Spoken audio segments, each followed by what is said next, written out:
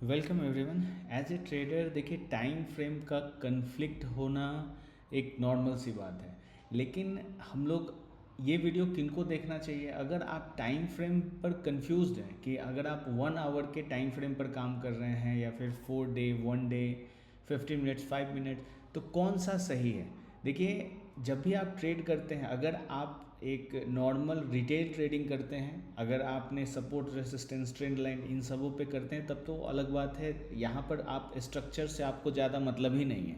लेकिन जो लोग प्रोप्राइटरी ट्रेडर हैं, उनके साथ सबसे बड़ी प्रॉब्लम आ रही है कि जो आप टाइम फ्रेम सेलेक्ट करते हैं, जैसे अगर आपने 1 डे का टाइम फ्रेम सेलेक्ट किया कि ठीक है, एक लेवल है जहाँ पर एक आप डिमांड जोन आइडेंटिफाई करते हैं, आप अपनी टेरिटरी को आइडेंटिफाई करते हैं और आप इससे एक टाइम फ्रेम नीचे आप बाइंग करना चाहते हैं, राइट? तो होता क्या है कि हमेशा आपको कन्फ्लिक्ट देखने को मिलेगा। ऐसा क्यों कह रहा हूँ? अब देखिए, इस कन्फ्लिक्ट को समझते हैं, क्वेश्चंस को समझते हैं कि क्यों इस चीज़ से, इस वीडियो को देख के समझ में क्या आने वाला है। देखिए, ये कोई एक रेंज है, ठीक है? ये वन आवर का ये ब्रेकआउट है, सॉरी, वन वन डे का है, और यहाँ ये डेली ब्रेकआउट है। मतलब ये डेली कैंडल पर आप इसे देख रहे हो, ठीक है? ट्रेंड ऊपर जा रहा है, ट्रेंड ऊपर जा रहा है, ट्रेंड ऊपर जा रहा है, राइट? अब आप देखते हो कि यहाँ से सेलिंग आई। तो अगर आप, ये 1 डे का टाइम फ्रेम है, तो ये जो एरिया होगा ये भी एक रेंज होगा, राइट? अगर ये रेंज होगा तो ये 4 आवर्स पर या 1 आवर पर ये एक रेंज होगा जिसका ये हमें ब्रेकआउट देखने को मिला है। तो क्वेश्चन यहाँ पर ये है कि जब लेवल, इस लेवल पर वापस इस डिमांड जोन पर मार्केट अगर आएगा, तो यहाँ से मैं और भी स्मॉलर टाइम फ्रेम पर जाके 15 मिनट्स हो, 5, यहाँ पर मैं क्यों नहीं अपने वी फॉर्मेशंस को देखूं और बाई करूं? मेरे जो टारगेट्स होंगे ये होंगे, ऐसा क्यों ना करूं? या फिर मैं वेट करूं कि अगर ये डेली टाइम फ्रेम है तो सेलर्स को आने देते हैं किसी एक लेवल पर, फिर से जब ये 1 डे के लेवल पर आएगा तो फिर मेरे स्ट्रक्चर्स मिलेंगे, वी फॉर्मेशंस, बिल्डअप जो आप जानते हो अगर आपने प्रोप्राइटरी ट्रेडिंग सीखी है, तो मैं फिर बाई करूँगा। तो ऐसा तो पॉसिबल नहीं है ना कि अगर आप 1 डे के टाइम फ्रेम पर, अगर आप पोजिशनल ट्रेडर हो, इंट्राडे ट्रेडर हो, तो आप इस प्रॉब्लम से काफ़ी ज़्यादा परेशान होगे। लेकिन अगर आप पोजिशनल ट्रेडर हो तो फिर आपके लिए इजी है, आप मल्टीपल स्टॉक्स में स्विंग्स करो, पोजिशन करो, तो स्ट्रक्चर्स वेल आउट काम करेंगे। लेकिन जब आप अगर इंट्राडे ट्रेडर हो, हर दिन आप 4 आवर, 1 आवर, 15 मिनट्स पर ट्रेड करना चाहते हो, तो ये प्रॉब्लम हमेशा आपको आएगी। एक एक टाइम फ्रेम, एक आपको 1 आवर का टाइम फ्रेम यहाँ से बाई करने के लिए बोलेगा, और जो दूसरा टाइम फ्रेम है 15 मिनट्स का, उसके लिए तो ये आप देखिए, ये भी एक रेंज है जिसका ब्रीच डाउन साइड हुआ, तो यहाँ पर आपको 5 मिनट्स की सेलिंग देखने को मिलेगी, और यहाँ पर 15 मिनट्स आपको बाई करने के लिए कह रहा है। तो इतनी ज़्यादा कन्फ्यूज़न को किस तरह से एड्रेस किया जाए, इसका कंप्लीट जो प्रॉब्लम, क्योंकि एक हमारे स्टूडेंट हैं, उनको भी एक रिव्यू में ये प्रॉब्लम आई है, तो मैं सोचा सब लोगों को ये चीज़ पता होना चाहिए, ठीक है? अब देखिए, टाइम फ्रेम, इस चीज़ को समझने के लिए आपको मैं एक छोटा सा एक स्टोरी में आपको समझाता हूँ, इस चीज़ को समझिए। देखिए, 1 डे को अगर आप समझिए, एक इजी लैंग्वेज में समझाता हूँ जो एक बिगनर भी समझ पाए। 1 डे एक आर्मी है, राइट? 4 आवर्स अगर आप देखें तो आप समझ सकते हैं कि एक बटालियन हो गई। आप 1 डे को आप समझे तो एक छोटा सा, एक बटालियन से छोटा पार्ट जो होता है, एक ब्रिगेड आप समझिए, जो बटालियन एक छोटी सी टुकड़ी होती है वो है, आप मान लो। फिर आप 15 मिनट्स पर आ जाओ, तो यहाँ पर आप इसमें मान लो 1000 सोल्जर्स होंगे, तो 15 मिनट्स पे आप आ जाओ, यहाँ पर आपको 500 सोल्जर्स मिलेंगे। 5 मिनट्स पे आप आ जाओ, या फिर आपको यहाँ पर 100 सोल्जर्स मिलेंगे। 5 मिनट्स पे आप आ जाओ तो यहाँ पर आपको 10 सोल्जर्स मिलेंगे। 1 मिनट पर एक एक एक आर्मी का आदमी है, ठीक है? मैं आपको इसलिए समझाता हूँ कि ये पूरी जो स्ट्रक्चर है, जो मार्केट है, वो इसी तरीके से काम करती है। अब आप समझो कि अगर फाइट होती है तो आपने सुना होगा कि हायर टाइम फ्रेम जो है वो मोस्टली विन होता है, ऐसा आपने सुना है ना। क्यों ऐसा होता है? क्योंकि देखिए, जो हायर टाइम फ्रेम है उसके पास पोजीशन ज़्यादा होता है, ठीक है। अगर आपके पास, आपको अगर 100 शेयर से काम करने हैं तो हो सकता है आप 15 मिनट्स का टाइम पकड़ो, ठीक है, 5 मिनट्स का आप ले सकते हो। 1 मिनट की तो बात ही नहीं करनी है, क्योंकि यहाँ पर एल्गोज काम करते हैं। यहाँ पर आप स्ट्रक्चर्स ढूंढते रह जाओगे, आपको ये हमेशा ट्रैप कर देगा। इसलिए 1 मिनट की आप बात ही छोड़ दो, ये कोई टाइम फ्रेम ही नहीं है। तो आप देखोगे कि अगर 100 शेयर से काम करना है तो 5 मिनट्स है। अगर आपको यहाँ पर, आप मान लो 1000 करोड़ रुपए से ट्रेड करना है, ठीक है, 1000 करोड़ रुपए से, तो आप किस किस पर रिलाई करोगे? कौन से आप क्या लोगे? एक सिंगल आदमी को इतना इस तरह से करोगे, या फिर आप 15 मिनट्स 1 डे किस पर करोगे?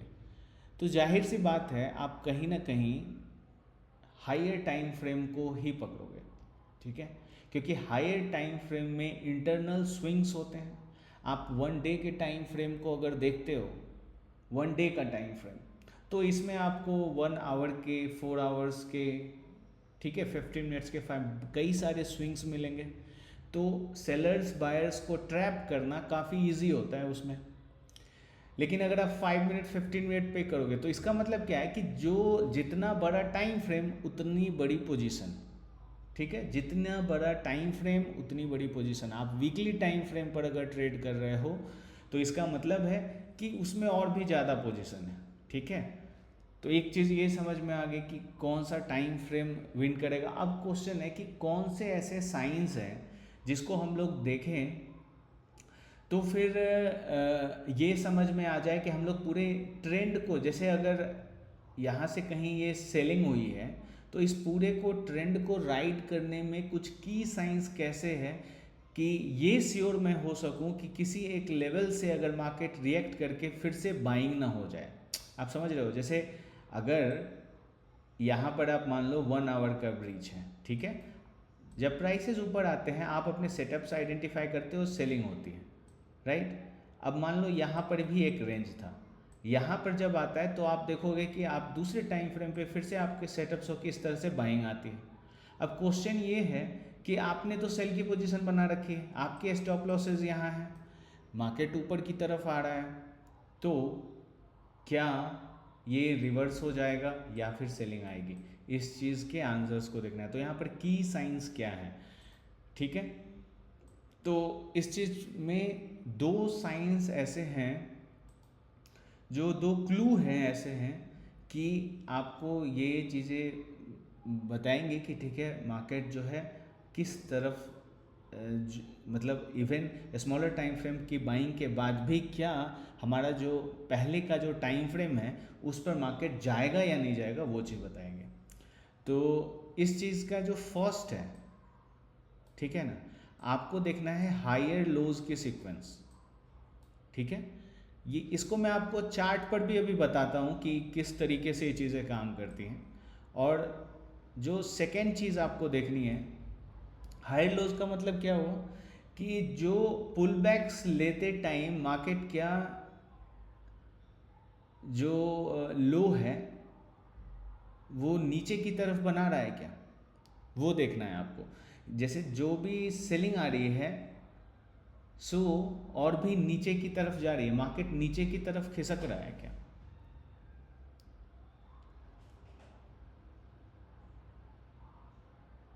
लोअर हाई, सॉरी यहाँ पर ये लोअर हाई बना रहा है क्या, ये चीज़ आपको देखनी है, लोअर हाई, ठीक है। और सेकंड ये देखनी है जो चीज़ मैं आपको वो भी चार्ट पर बता देता हूँ, ठीक है, वो उस पर ज़्यादा रिलेवेंट होंगी।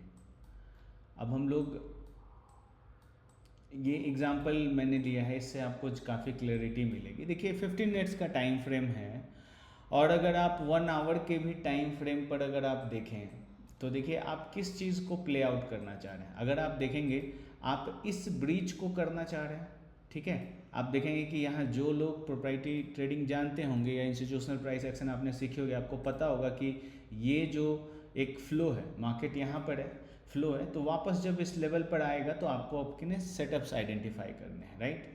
तो आप 15 मिनट्स पर आते हो और आप देखते हो कि जो चीज़ें मैंने आपको बताई हैं कि आपके वी फॉर्मेशंस, बिल्डअप, ब्रेकडाउन, तो देखिए आपको यहाँ पर आपने अगर पोजीशन ली तो एक वी फॉर्मेशन में तो यहाँ आपको वी फॉर्मेशंस दिखता है, बिल्डअप दिखता है और ब्रेकडाउन बहुत बड़ा बड़ा, तो इसके जो टारगेट्स काफ़ी अच्छे होते हैं अगर आप इंस्टीट्यूशनल प्राइस एक्शन के थ्रू काम करते हैं।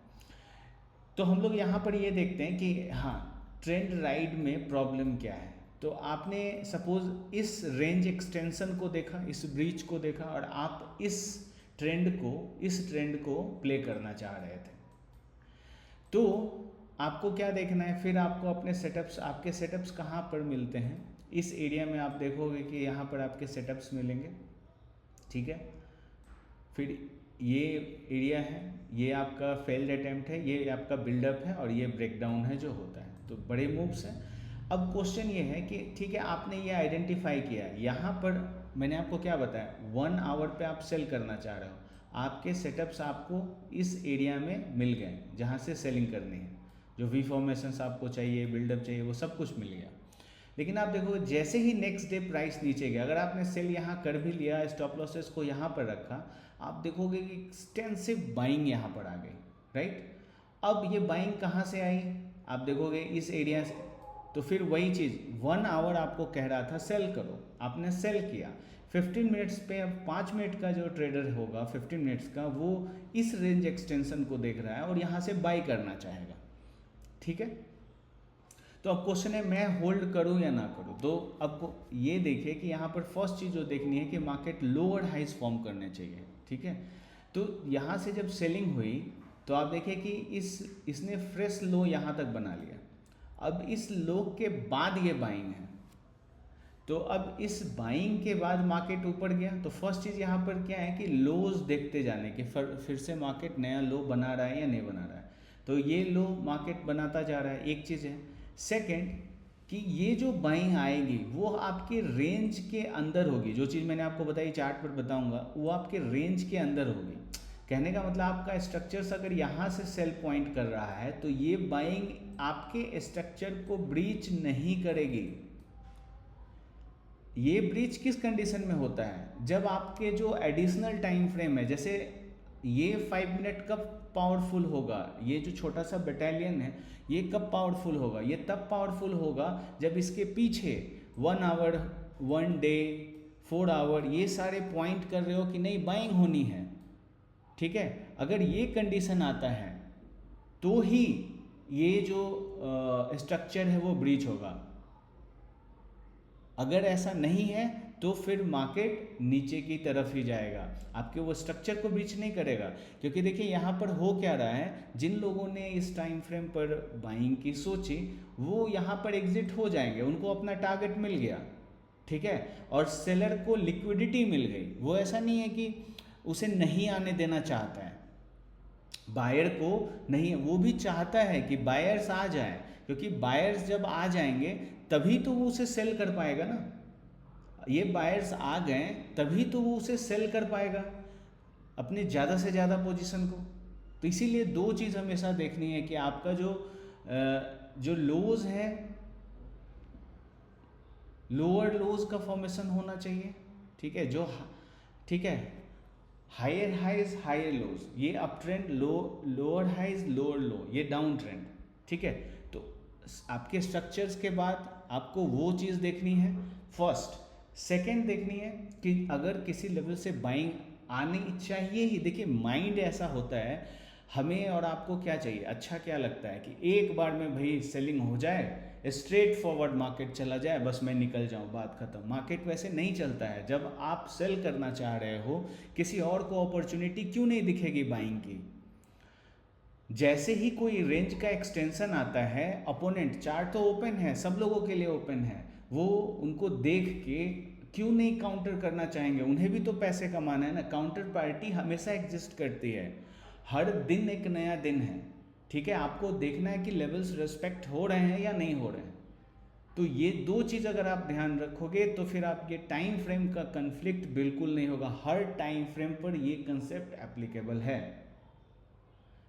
आई होप आपका जो डाउट्स है वो क्लियर हुआ होगा इन चीज़ों से, ठीक है।